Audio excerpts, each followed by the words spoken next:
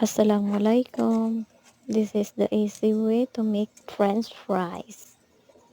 Put a little bit of oil, then salt, then if you want it crispy, put some vinegar on it. That's all. Thank you.